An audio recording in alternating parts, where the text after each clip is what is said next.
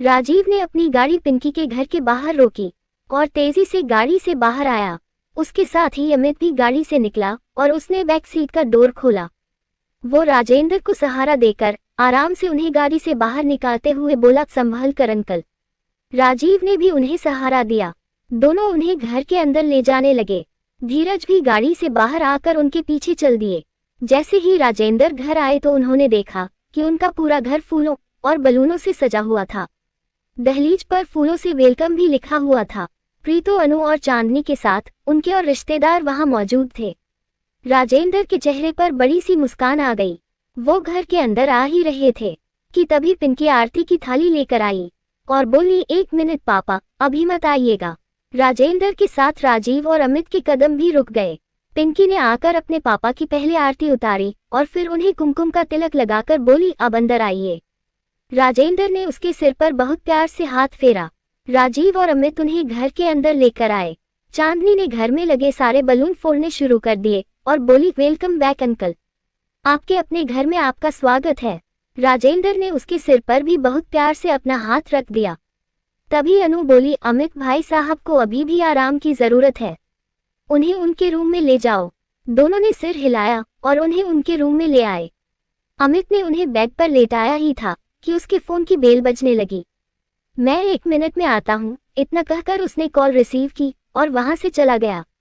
पिंकी अपने पापा के पास बैठकर बोली, पापा आज आपके लौटने से ऐसा लग रहा है जैसे इस घर की दीवारों में जान आ गई है। आपके बिना ये घर वीरान लग रहा था और अब देखिए कितनी रौनक आ गई है इस घर में। राजेंद्र ने बहुत प्यार से उसके सिर पर हाथ रखा और बोले, रौनक तो इस घर में अब लगेगी जब तेरी शादी की शहनाइयां बजेगी। तू देखना, मैं तेरी और अमित की शादी कितनी धूमधाम से करता हूँ। कोई कसर नहीं छोड़ूंगा अपनी बेटी की शादी में, मेरी एकलौती बेटी की शादी जो है। ये सुनकर पिंकी ने मुस्कुराने की कोशिश करते हुए चांदनी की ओर देखा। अनु भी धीरज की ओर देखने लगी, पर राजीव ये सब सुनकर वहां से चला गया।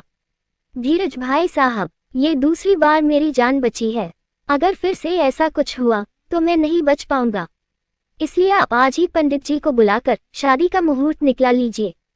पिंकी जितनी जल्दी अपने घर की हो जाए उतना अच्छा होगा, फिर मैं सुकून से मर सकूंगा। राजेंद्र के इतना कहते ही प्रीतो उनका हाथ पकड़कर बोली, कैसी बातें कर रहे हैं आप, कुछ नहीं होगा आपको, भगवान आपको मेरी भी उम्र दे दे, और अगर आपने दोबारा ऐसी बातें की पापा तो मैं कभी शादी ही नहीं करूंगी, समझे आप। पिंकी बोलते बोलते रो पड़ी। राजेंद्र ने उसे अपने सीने से लगाया और बोले, नहीं करूंगा पुत्र, कभी नहीं करूंगा। मुझे अपनी बेटी को दुल्हन बनाकर इस घर से विदा जो करना है, पर मेरे लिए सबसे बड़ी खुशी की बात यह है कि मेरी बेटी शादी करके मुझसे दूर नहीं जाएगी, वो मेरे इतने पास होगी कि मेरी एक आवाज पर दौड़ी चली आएगी।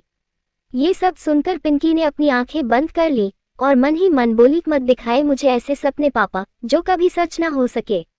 राजेंद्र तुम ज्यादा बातें मत करो, अभी भी आराम की बहुत जरूरत है तुम्हें, इसलिए चुपचाप आराम करो। तभी धीरज आगे आकर बोले। राजेंद्र ने मुस्कुराते हुए पिंकी के सिर पर हाथ फेरा, अब तो आराम पिंकी की शादी के बाद ही करूंगा, आप प्लीज आज ही पंडित जी को बुला लीजिए। ठीक है बुला लूंगा, पर फिलहाल तुम आराम करो। भाभी, डॉक्टर से मैंने राजेंद्र के लिए चार्ट बनवा लिया था, इसे किस वक्त खाने में क्या और कितना देना है सब लिखा है उसमें, और मेडिसिन भी ले आया हूँ मैं इसकी। कौन सी दवाई कब देनी है वो आपको अमित समझा देगा, मैं जरा मंदिर हो आऊं, भगवान का शुक्रिया जो अदा करना है। इतना कहकर धीरज जाने लगे तो राजेंद्र फिर से बोले, और वापसी में पंडित जी को भी साथ लेते आइएगा भाई साहब। धीरज के कदम रुक गए और उन्होंने पलटकर राजेंद्र की ओर देखकर हाँ में अपना सिर हिला दिया। राजेंद्र ने सुकून की सांस ली तो धीरज मुस्कुराते हुए वहां से चले गए। उनके जाते ही अनु प्रीतो से बोली, प्रीतो तू भाई साहब के साथ ही रह, मैं इनके लिए दलिया बनाकर चांदनी के हाथ भिजवाती हूँ। पिंकी तू जाकर भाई साहब के लिए फ्रूट्स काट कर ले आ। पिंकी ने सिर हिलाया और तुरंत वहां से उठकर चली गई। उसके जाते ही अनु ने चांदनी की ओर देखा और बोली, और तू यहाँ खड़ी मेरा मुंह क्या देख रही है, जाकर पिंकी की मदद कर और मेहमानों के लिए चाय नाश्ता तैयार कर। चांदनी तुरंत वहां से भाग गई। इधर अमित अपने घर की टेरेस पर खड़ा अनाया से बातें कर रहा था। हाँ अनाया अंकल आज डिस्चार्ज हो गए हैं, उनके सही सलामत घर आने पर ऐसा लग रहा है जैसे पूरे 1 हफ्ते बाद सुकून की सांस ले रहा हूँ। अगर उन्हें कुछ हो जाता तो मैं खुद को कभी माफ नहीं कर पाता, क्योंकि जो कुछ भी हुआ था उसके लिए जाने अनजाने में ही जिम्मेदार था। खुद को क्यों ब्लेम कर रहे हो अमित? ये जो कुछ भी हुआ है वो उस मनमीत ने किया है, और राजीव और चांदनी ने उसे सबूत के साथ अरेस्ट भी करवा दिया है। अब तो सब कुछ ठीक हो गया है, दूसरी ओर से अनाया बोली।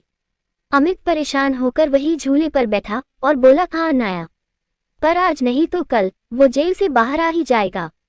उसका बाप उसकी बेल करवा ही लेगा।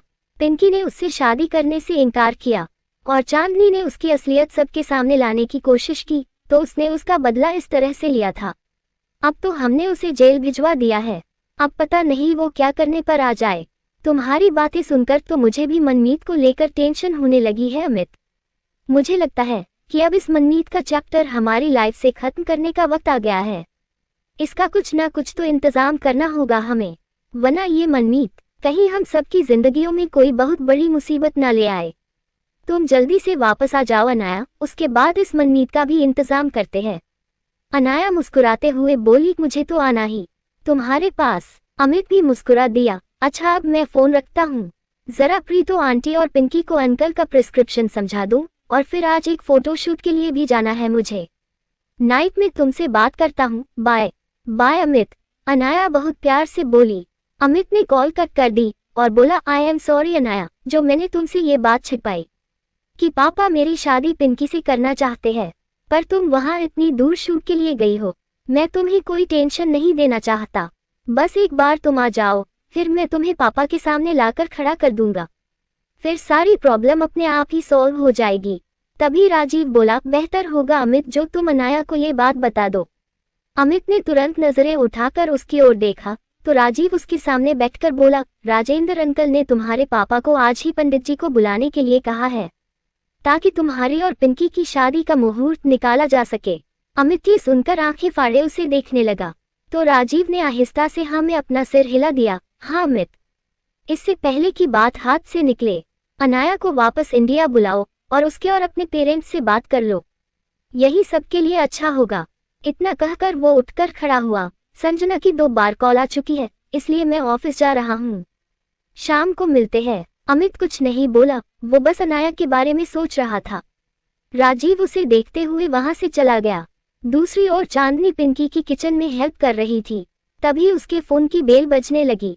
संजना की कॉल देखते ही उसने मुंह बनाया और फिर कॉल रिसीव की, पर वो कुछ कह पाती उसके पहले ही संजना उस पर भड़क उठी। चांदनी अभी और इसी वक्त ऑफिस पहुंचो, आज अगर तुम ऑफिस नहीं आई तो ये भूल जाना कि मेरी कंपनी तुम्हें कोई लोन देने वाली है। चांदनी उससे कुछ कहने ही जा रही थी, पर संजना ने कॉल डिस्कनेक्ट कर दी। चांदनी ने हेलो हेलो करते हुए अपना फोन देखा तो कॉल कर चुकी थी। उसने परेशान होकर अपना सिर पकड़ लिया। पिंकी ने उसे परेशान देखा तो बोली, अब तो पापा घर आ गए हैं चांदनी, तू जा ऑफिस, वरना संजना तुझ पर बहुत गुस्सा करेगी। चांदनी ने तुरंत उसकी ओर देखा तो पिंकी ने सिर हिलाकर उसे जाने का इशारा किया। चांदनी दौड़ती हुई वहां से चली गई। वो तेजी से अपने कमरे की ओर बढ़ने लगी और अपने कमरे से बाहर आ रहे राजीव से जा टकराए। दोनों खुद को संभाल नहीं सके और फर्श पर जा गिरे। राजीव को देखते ही चांदनी की आंखें बड़ी बड़ी हो गई और वो एकटक उसे देखने लगी। राजीव उसकी आंखों में देखते हुए बोला, एक तरफ तुम्हें इस बात से इनकार है कि तुम्हें मुझसे प्यार हो गया है, और दूसरी ओर तुम मेरे करीब आने का एक मौका नहीं छोड़ती हो। चांदनी बिना कुछ कहे वहां से उठने लगी, पर राजीव ने उसे अपने करीब खींच लिया और फिर से बोला, मैंने तुम्हारी इतनी मदद की और मनमीत को अरेस्ट करवाया, पर तुमने मुझे थैंक्स तक कहने की जहमत नहीं उठाई, क्यों? चांदनी ने खुद को उसकी पकड़ से छुड़ाया और उठकर खड़ी हो गई। उठते ही उसने राजीव की ओर अपना हाथ बढ़ा दिया। राजीव ने मुस्कुराते हुए उसका हाथ पकड़ा और उठकर खड़ा हुआ। उसके उठते ही चांदनी बोली, आपने सिर्फ मेरी मदद की थी मिस्टर राजीव, पर मनमीत ने मेरा अकाउंट हैक किया है, ये मैंने अपने स्मार्टनेस से पता लगाया है। कंप्यूटर की जीनियस हूँ मैं, इसलिए ये मैंने खुद पता लगाया था कि मेरा अकाउंट किस लैपटॉप और किस लोकेशन से हैक किया गया था, और यही वजह थी कि पुलिस ने उसे उसके घर से लैपटॉप के साथ पकड़ा है। हाँ, पर ये सब मनमीत ने ही किया है। ये बात मैंने तुम्हें थोड़ी बताई थी। मैं थोड़ी तुम्हारे साथ सारी रात जागा था और मैंने थोड़ी उसका आईपी एड्रेस पता करने में तुम्हारी मदद की थी। मैं थोड़ी तुम्हारे साथ पुलिस स्टेशन गया था उसे अरेस्ट करवाने, है ना? राजीव ने उसे घूरते हुए पूछा।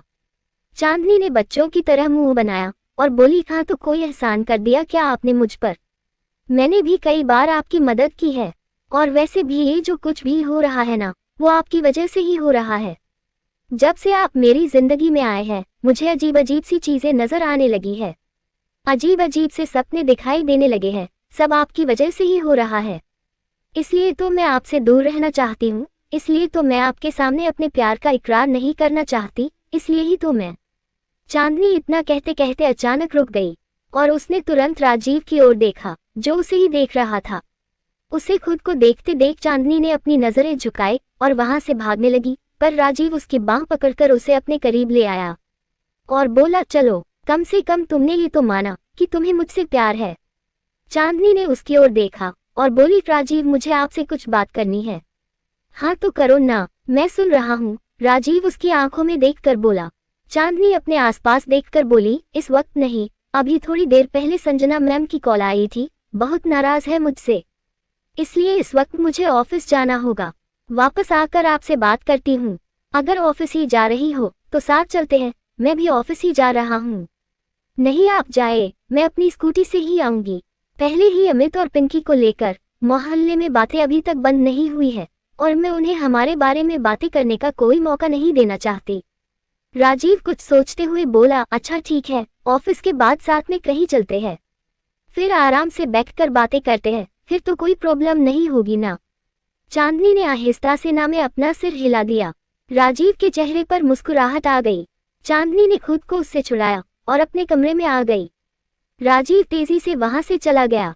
चांदनी ने रूम की खिड़की से उसे जाते देखा और बोली, रोज रोज अपनी फीलिंग्स से भागने से अच्छा होगा कि मैं राजीव को अपने सपनों के बारे में बता दूं। जानती हूँ कि शायद वो मेरी बातों पर यकीन ना करें, पर मुझे उन्हें यकीन तो दिलाना होगा, क्योंकि एक वही है जिनकी मदद से मैं पिंकी और अमित की शादी रोकने की कोशिश कर सकती हूँ। दूसरी ओर युग मनमीत के साथ जेल से बाहर आया और अपनी गाड़ी की ओर बढ़ते हुए बोला, आई एम सॉरी यार, जो तुझे 1 हफ्ते जेल में रहना पड़ा। इट्स ओके, तेरी वजह से मैं आज जेल से बाहर हूँ, यही मेरे लिए बहुत है। थैंक्स, मनमीत उसकी गाड़ी में बैठकर बोला। युग भी आकर गाड़ी में बैठा। थैंक्स तो मुझे करना चाहिए तेरा, इतना कुछ होने के बाद भी तूने किसी के सामने मेरा नाम तक नहीं लिया। मनमीत मुस्कुरा दिया, तेरा नाम लेकर मैं करता भी क्या, तूने तो कुछ किया ही नहीं। वीडियो भी मैंने बनाया था, उसे एडिट भी मैंने ही किया था, और तेरे मना करने के बाद भी उसे चांदनी के अकाउंट पर डाला भी मैंने ही था, तो तेरा नाम क्यों लेता? युग ने अपनी गाड़ी मनमीत के घर की ओर ली और बोला, तुझे तो मैं 1 दिन में ही जेल से निकाल लेता मनमीत, पर 4 दिन की गवर्नमेंट हॉलिडे की वजह से कोर्ट बंद थी और फिर कृषि भैया की नजरें सिर्फ मुझ पर थी, इसलिए मुझे खामोश रहना पड़ा। अगर उन्हें इस बात की भनक भी लग जाती कि चांदनी का अकाउंट तूने नहीं मैंने हैक किया है, तो आज तू जेल से बाहर नहीं होता, बल्कि मैं भी अंदर तुझे कंपनी दे रहा होता। मनमीत मुस्कुरा दिया और मन ही मन बोला, मैं अगर चाहता तो तुझे फंसा सकता था युग, पर तुझ जैसी मोटी आसामी को फंसाकर नुकसान तो मेरा ही होता ना। अभी तो तुझसे बहुत माल बाहर निकलवाना है मुझे, और अमित और पिंकी की शादी भी तो रोकनी है मुझे। लेखिका कविता वर्मा। अगर आपको मेरी लिखी कहानियाँ पसंद आ रही है और आप इस कहानी को आगे भी पढ़ना और सुनना चाहते हैं, तो मेरे चैनल को लाइक करें, शेयर करें और आज ही सब्सक्राइब भी करें। Thank you for watching this video.